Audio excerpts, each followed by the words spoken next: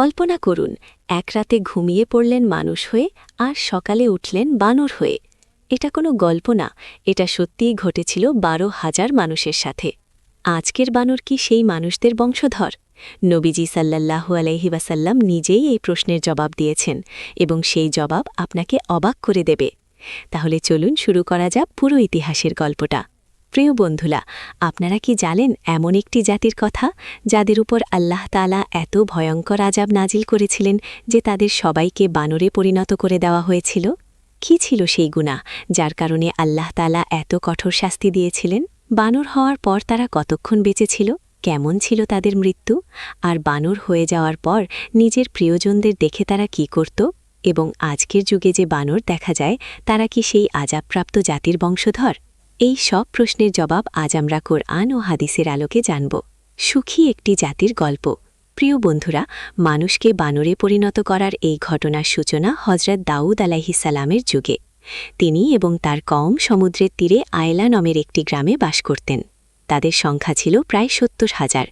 এটি ছিল একটি সুখী ও আল্লাহর অনুগত জাতি। আল্লাহ রব্বুল আলামিন তাদের অগণিত নিয়ামত দিয়েছিলেন। চারদিকে সবুজ বাগান, সর্বত্র হরিতিমা, আর আল্লাহর অফুরন্ত রহমত তাদের উপর বর্ষিত হচ্ছিল। মানুষ পরস্পর বলত, আল্লাহর কত বড় অনুগ্রহ আমাদের উপর, আমাদের জাতি কত ভাগ্যবান। যেহেতু তারা সমুদ্রের তীরে বাস করত, আল্লাহ রব্বুল আলামিন তাদের উপর বিশেষ করম করেছিলেন। সমুদ্রের তীরে অজস্র মাছ আসত, তারা মাছ ধরত, ব্যবসা করত এবং শান্তিতে জীবন কাটাত। কিন্তু বন্ধুরা, যখন সম্পদ ও সুখ সীমা ছাড়িয়ে গেল, তখন মনের ভেতর ধীরে ধীরে গাফলতি বাসা বাঁধতে লাগল। নেয়ামত বাড়ল, কিন্তু শকর কমতে থাকল। কেউ কেউ বলতে শুরু করল, এখন আর আমাদের কোনো অভাব নেই, আমরা নিজেরাই সব পারি, আমাদের কারও দরকার নেই। আর এখান থেকেই আল্লাহর নাফরমানির দরজা খুলে গেল। শুরু হলো পরীক্ষা, আর সেই পরীক্ষা পরবর্তীতে এক ভয়ঙ্কর আযাবের কারণ হয়ে দাঁড়াল। বার্নিং আল্লাহর পরীক্ষা। একদিন আল্লাহ রব্বুল আলামিন সেই জাতিকে পরীক্ষা করার সিদ্ধান্ত নিলেন। হযরত দাউদ আলাইহিস সালামের উপর বহী নাজিল হল এবং হুকুম দেওয়া হল, তোমার কওমকে বলে দাও শনিবার দিন মাছ শিকার করা একদম নিষিদ্ধ। হযরত দাউদ আলাইহিস সালাম তার কওমকে একত্রিত করলেন এবং স্পষ্টভাবে ঘোষণা করলেন, এটা আল্লাহ তাআলার হুকুম, শনিবার দিন মাছ শিকার করা হারাম। মানুষ শুনে অস্থির হয়ে গেল। তারা বলতে লাগল, এই দিনটাতেই তো সবচেয়ে বেশি মাছ আসে, এই দিন শিকার বন্ধ করলে আমাদের সংসার চলবে কিভাবে? কারণ শনিবার ছিল এমন একটি দিন যেদিন মাছ নিজেই তীরের কাছে চলে আসত। বাকি দিনগুলোতে মাছ কম দেখা যেত। কিছু জ্ঞানী মানুষ বলল, এটা আল্লাহর পরীক্ষা, আমাদের ধৈর্য ধরতে হবে এবং আল্লাহর হুকুম মানতে হবে। কিন্তু বেশিরভাগ মানুষ অস্থির হয়ে পড়ল, তাদের মনে লোভ জেগে উঠল। এই সময় শয়তান তাদের মনে ওয়াসওয়াসা দিল, সরাসরি স্বীকার করো না, শুধু একটা পথ বের করো। বার্নিং শয়তানের চালাকি। শয়তান তাদের এক কৌশল শেখাল, সমুদ্র থেকে ছোট ছোট নালা কেটে ডাঙায় বড় বড় হাউস বানাও, শনিবার মাছ নিজেই সেই হাউজে ঢুকে যাবে, রবিবার সকালে ধরে নিও। কিছু মানুষ খুশি হয়ে বলল, চমৎকার, আল্লাহর হুকুমও ভাঙবে না, মাছও হাতছাড়া হবে না। কিন্তু তারা বুঝল না, শনিবার মাছকে হাউজে বন্দি করে রাখাটাই আসলে শিকার করা, আর সেটা ঠিক সেই দিনই যেদিন আল্লাহ তাআলা নিষেধ করেছেন। বার্নিং কম ৩ ভাগে বিভক্ত হল। প্রথম দল পরিষ্কারভাবে বলল, এটা আল্লাহকে ধোঁকা দেওয়ার মতো, আমরা এ গুনাহে শামিল হব না। দ্বিতীয় দল চুপ রইল, আমরা নিজেরা করছি না, তাহলে আমাদের কি? তৃতীয় দল বলল, আমাদের রুজির চিন্তা আছে, আমরা শিকার করবই। হযরত দাউদ আলাইহিস সালামের কওমে প্রায় ১২,০০০ এমন মানুষ ছিল যারা প্রকাশ্যে শনিবার দিন মাছ শিকার করতে থাকল। হযরত দাউদ আলাইহিস সালাম তাদের বারবার বোঝালেন, আল্লাহ তাআলার আযাবকে ভয় করো, এই নাফরমানি থেকে ফিরে এসো। কিন্তু তারা জবাব দিল, আমাদের কোনো আযাব আসবে না, যা করার করো। শেষ পর্যন্ত নেককার ও আল্লাহর অনুগত মানুষেরা নাফরমানদের থেকে আলাদা হয়ে গেল এবং মাঝখানে একটি দেয়াল তুলে দিল। বার্নিং সেই ভোর, যেই ভোর আর কখনো ভোলার নয়।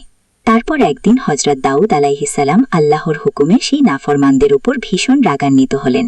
তিনি তাদের শেষবারের মতো সতর্ক করলেন এবং লানত দিলেন, তোমরা আল্লাহ তাআলার হুকুম নিয়ে ঠাট্টা করছো, এখনো যদি বিরত না হও তাহলে আল্লাহর আযাব তোমাদের উপর অবশ্যই আসবে। সেই লানতের এমন প্রভাব হলো যে পরদিন সকালে সেই গুনাহগারদের একজনও তাদের ঘর থেকে বের হল না।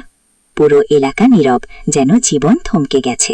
মানুষ বলাবলি শুরু করল, আজ ওদের দেখা নেই কেন, কোনো বড় ঘটনা হলো নাকি? কেউ কেউ বেয়ালে চড়ে উকি দিল, আর ভেতরে যা দেখল তাদের পায়ের নিচের মাটি সরে গেল। সেই নাফরমান মানুষগুলো আর মানুষের রূপে নেই, তারা সবাই বানর হয়ে গেছে। একজন আতকে উঠে বলল, আল্লাহু আকবার, এরা তো সেই মানুষগুলোই। আল্লাহ তাআলা তাদের নাফরমানি ও বিদ্রোহের কারণে তার কঠোর ও যন্ত্রণাদায়ক আযাব নাজিল করেছেন এবং তাদের মানুষ থেকে বানরে পরিণত করে দিয়েছেন। বার্নিং হৃদয় বিদারক দৃশ্য।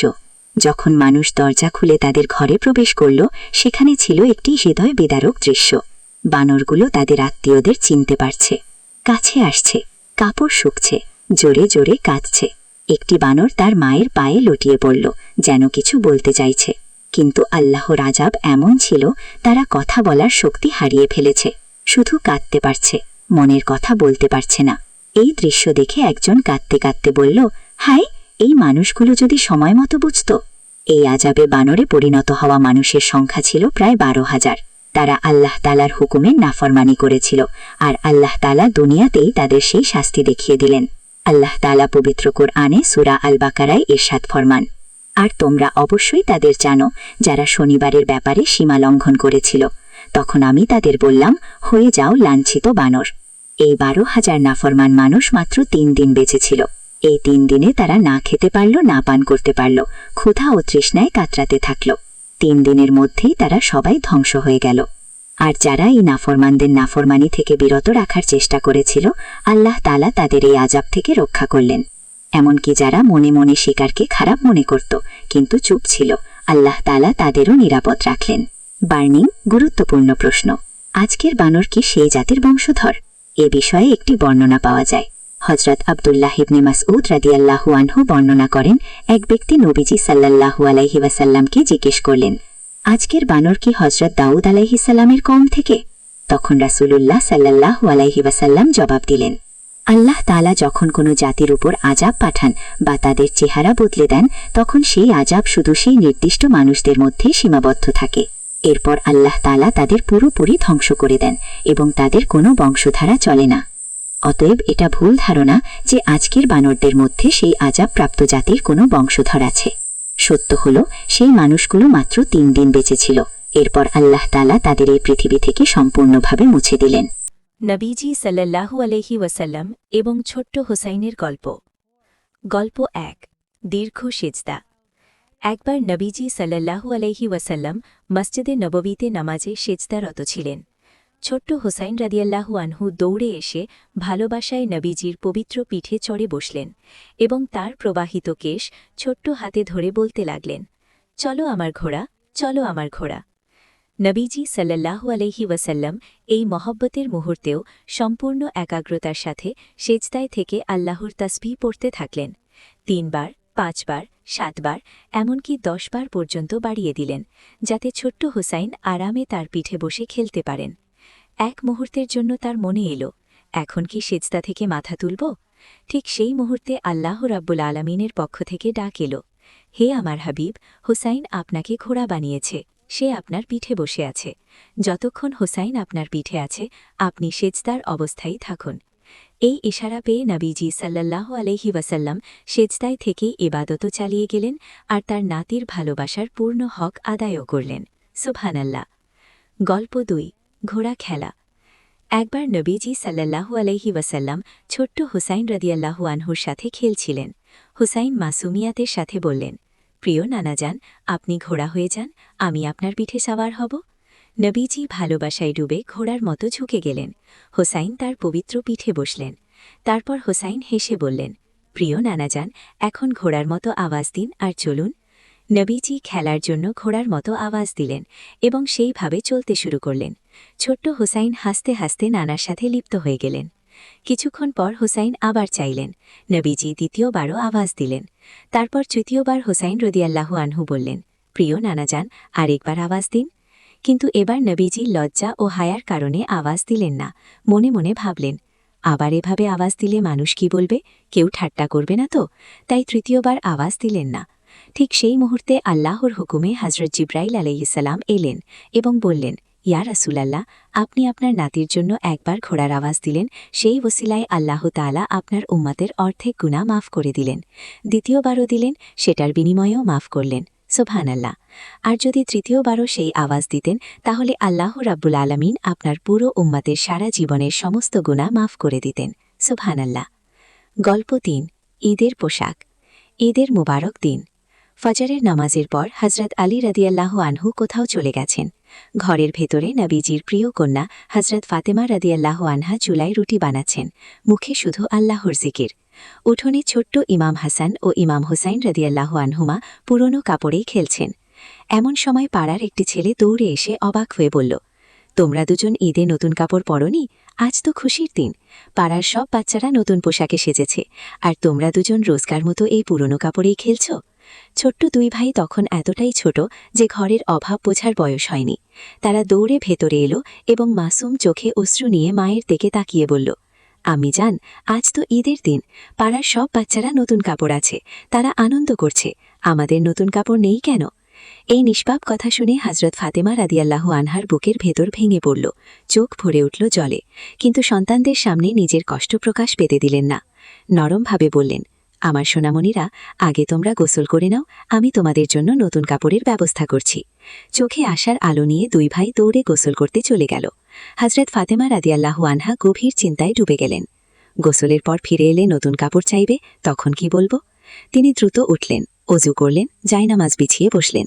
দুই হাত তুলে কাঁদতে কাঁদতে তার রবের কাছে দোয়া করতে লাগলেন, হে রাব্বুল আলামিন, তুমিই সবচেয়ে বড় মেহেরবান, তুমিই সব কঠিন সমস্যার সমাধান করো। আমার এই অবস্থায় রহম করো।